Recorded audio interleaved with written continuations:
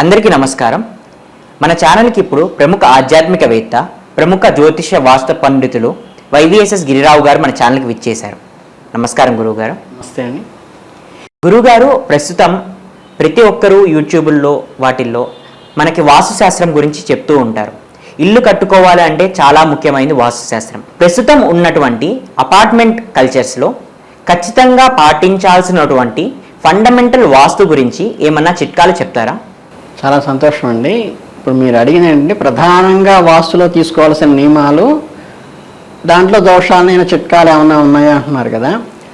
ఈ ప్రశ్నకి ఏంటంటే మీరు అన్నది కూడా ఇంకోటి, మీరు అనాలిటికల్గా చెప్పింది కూడా నాకు వాస్తవం ఏంటంటే, ఇప్పుడున్న అపార్ట్మెంట్ కల్చర్లో ఏంటంటే మనం సొంత స్థలం తీసుకుని మన శంకుస్థాపన చేసుకుని మనం ఇల్లు కట్టేటప్పుడైతే అన్నీ మన రూల్ ప్రకారం మనం పెట్టుకోవడం వీలవుతుంది.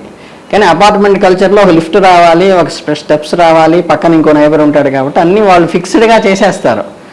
కనుక వాటిల్లో మనం అంటే ఉన్న దాంట్లో చూస్ చేసుకోవాలంటే మనం ఓన్గా క్రియేట్ చేసుకోవడానికి కుదరదు. కాబట్టి ఇప్పుడున్న మధ్యతరగతి వస్తువుల్లో అందరూ కూడా అపార్ట్మెంట్కి ప్రిఫర్ చేస్తున్నారు. కాబట్టి ప్రధానంగా అంటే ఏంటంటే అన్నీ పర్ఫెక్ట్గా ఉండొచ్చు, ఉండకపోవచ్చు. కానీ ఏంటంటే ప్రధానంగా మీకు సింపుల్గా రెమెడీలో అంటే ఒక 5-6 నిమిషాల్లో అసలు వాస్తులో ముఖ్యంగా ఇవి చూసుకుంటే చాలు అనేటివి ఏంటంటే, మనకి వాస్తులో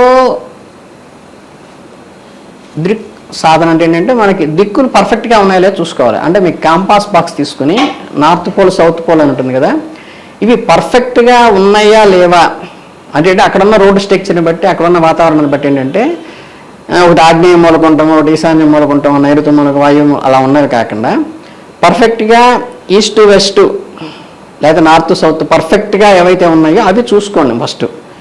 దాన్ని చూసి ఈ 4 గోడలు 4 దిక్కులకి అంటే మూలలకు కాకుండా 4 దిక్కులకి పర్ఫెక్ట్గా వచ్చినాయి అనుకుంటే ఫస్ట్ టిక్ పెట్టేసుకోవచ్చు. అది ఆ తర్వాత లోపలికి వెళ్ళిన తర్వాత వాస్తుకి ప్రధానంగా చూసుకోవాల్సింది ఏంటంటే, అపార్ట్మెంట్కి ఇండివిజువల్ హౌస్కి చుట్టుపక్కల పరిసరాల బోర్డర్స్ చూస్తాం మనం.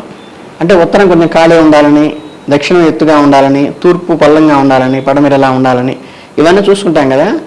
అవి చూసుకునేటప్పుడు అవి అపార్ట్మెంట్ మొత్తానికి వర్తిస్తాయి. అంటే 20 ఫ్లాట్స్ కానీ 30 ఫ్లాట్స్ కానీ అందరికీ వర్తించేటువంటి నియమం. కానీ మీకు వాస్తు చూసుకోవాలనుకున్నప్పుడు, ఒక ఫ్లాట్ తీసుకోవాలనుకున్నప్పుడు మీరు అక్కడ రిస్ట్రిక్ట్ చేసుకోవాలి. అంటే మీ ఫ్లాట్కి స్క్వేర్ వేసుకుని మీ ఫ్లాట్కి ఏది ఈశాన్యం, మీ ఫ్లాట్కి ఏది ఆగ్నేయం, మీ ఫ్లాట్కి ఏది నైరుతి, మీ ఫ్లాట్కి ఏది వాయువు అనేది చూసుకుని దాని ప్రకారం మీరు వాస్తు చూసుకోవాల్సి ఉంటుంది. అంటే మిగతా 3 కానీ 4 కానీ 5 కానీ ఫ్లోర్ కానీ ఉన్న వాటితో సంబంధం లేకుండా కేవలం మీ ఫ్లాట్కి వాస్తు ఎలా ఉందో చూసుకుంటే మీకు సరిపోతుంది. ఇది రెండో నియమం. మూడోది ఏంటంటే ఫండమెంటల్గా ఇచ్చేది ప్రధానంగా ఏంటంటే తూర్పు ఉన్నదనుకోండి, తూర్పు పడమర అంటే ఈస్ట్ ఫేసింగ్ అనుకోండి. సుమారు ఎగ్జాంపుల్ చూద్దాం. ఈస్ట్ ఫేసింగ్ ఉంటే పడమర వెనకాల కూడా ఉంటుంది, కుడిపక్క దక్షిణం కూడా ఉంటుంది, ఎడం పక్క ఉత్తరం కూడా ఉంటుంది. ఇలా తీసుకున్నప్పుడు ఏంటంటే ఫండమెంటల్గా చూసుకోవాల్సిన ఎప్పుడూ కూడా ఏంటంటే నైరుతి, ఇంటి మొత్తానికి నైరుతి ఏది ఉందో ఆ నైరుతి మూల ఇంటి మొత్తానికి అప్ అండ్ డౌన్స్ ఏంటంటే మీకు మామూలుగా స్థలంలో ఉన్నట్టుగా 6 అడుగు 6 అంగుళాలు 9 అంగుళాలు అవ్వదు. అంతా ఆ గదిలో ఆ చివరి నుంచి చివరికి కొలిస్తే మనకి హాఫ్ ఇంచ్కే ఫ్లోరింగ్ జారిపోతుంది.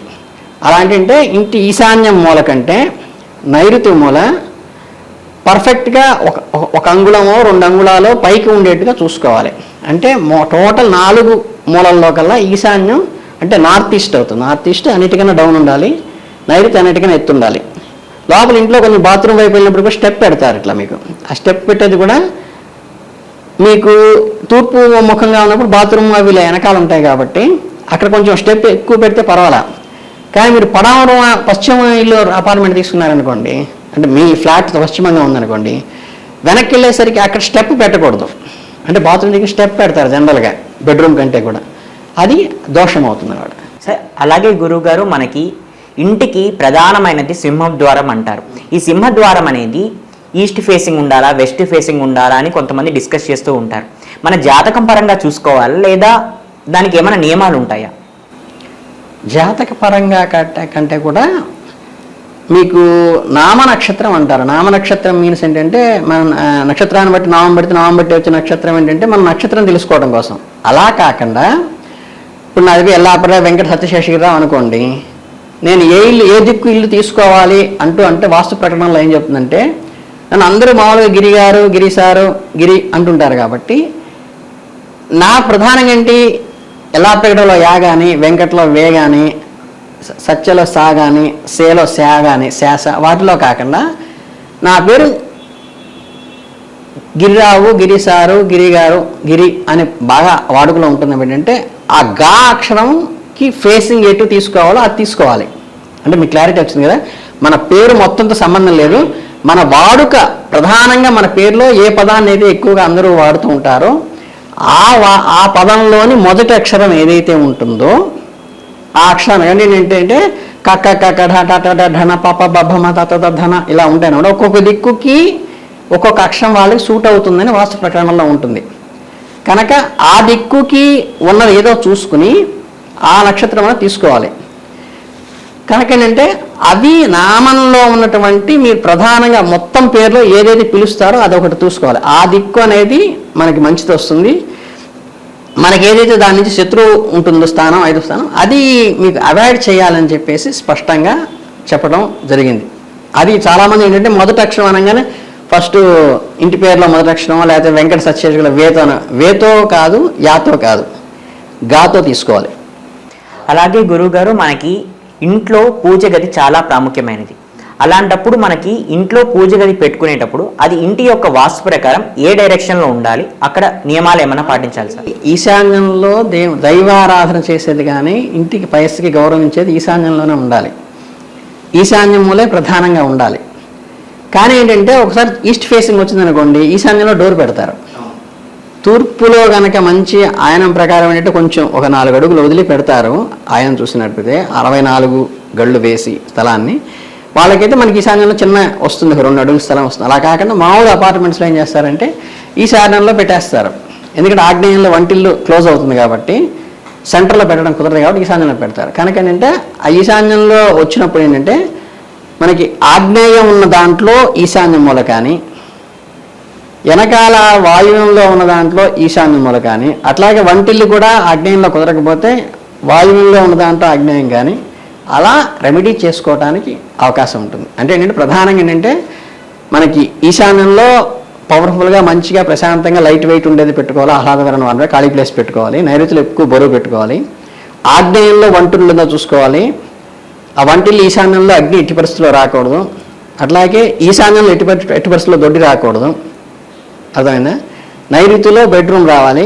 ఆ బెడ్రూమ్ కూడా మీ ఇంట్లో పెద్దవాళ్ళు ఎవరు ఉంటే, అంటే మీరు ఉద్యోగస్తులైనా మీ అమ్మ నాన్న కనుక పెద్దవాళ్ళు ఉంటే వాళ్ళకి నైరుతి బెడ్రూమ్ అలాట్ చేయాలి. వాయువుల్లో చిల్డ్రన్ బెడ్రూమ్ కానీ వాళ్ళకన్నా చిన్నవాళ్ళు ఉంచుకోవాలి. వైండుతులు ఎవరుంటే వాళ్ళు యజమానులు అవుతారు కాబట్టి వాళ్ళకి నైరుతిలో ఇచ్చి మిగతా వాళ్ళు చిల్డ్రన్ బెడ్రూమ్ వాయువుల్లో పెట్టుకుంటే, ఆగ్నేయంలో వంటిల్లు ఉండాలి, ఈశాన్యంలో ఇది ఉండాలి. ఈశాన్యంలో కుదరకపోతే అక్కడ ఖాళీగా ఉండేట్టుగా పెట్టుకుని అక్కడ చెప్పుల స్టాండ్ అవన్నీ లేకుండా కొంచెం పక్కకి జరిపి పెట్టుకోండి. అంటే మీకు అపార్ట్మెంట్ ఫ్లోర్కి దీనికి మధ్యలో గ్యాప్ వస్తుంది, మెట్లకో లిఫ్ట్కో, ఆ లిఫ్ట్ ఎదురుగ్గా పెట్టుకోవడం తప్పితే మీకు డోర్ ఎదురుగ్గా చెప్పుల స్టాండ్ పెట్టుకోబాకండి ఈశాన్యంలో. అంటే మీ ఇంటి చతురస్రం దాటిన తర్వాత కామన్ ప్లేస్ వస్తుంది, ఆ కామన్ ప్లేస్లో పెట్టుకోవడం తప్పితే మీకు ఈశాన్యంలో పెట్టకూడదు. ఈశాన్యం డోర్ ఉన్నప్పుడు జనరల్గా కామన్గా పెట్టేది తప్పు ఏంటంటే అక్కడ పెడుతుంటారు చెప్పుల స్టాండ్. ఇలా ప్రధానమైన నియమాలు కొన్ని చూసుకుంటే చాలు తప్పితే మీకు ప్రతిదీ అపార్ట్మెంట్ కల్చర్లో కుదరాలంటే కుదరదు. ఇవి చిన్న చిన్న రెమెడీస్ చేసుకుంటే లోపల చేసుకుంటే మనం సరిపోతుంది. మనకి ఇప్పుడు ఉంటున్నటువంటి అపార్ట్మెంట్ కల్చర్లో ఎటువంటి నియమాలు పాటించాలి, మన పూజ గది ఎక్కడ ఉండాలి, మన సింహద్వారం ఎటువంటి డైరెక్షన్స్లో ఉండాలి అని చాలా బాగా వివరించారు. ధన్యవాదాలు గురుగారు. చాలా సంతోషం.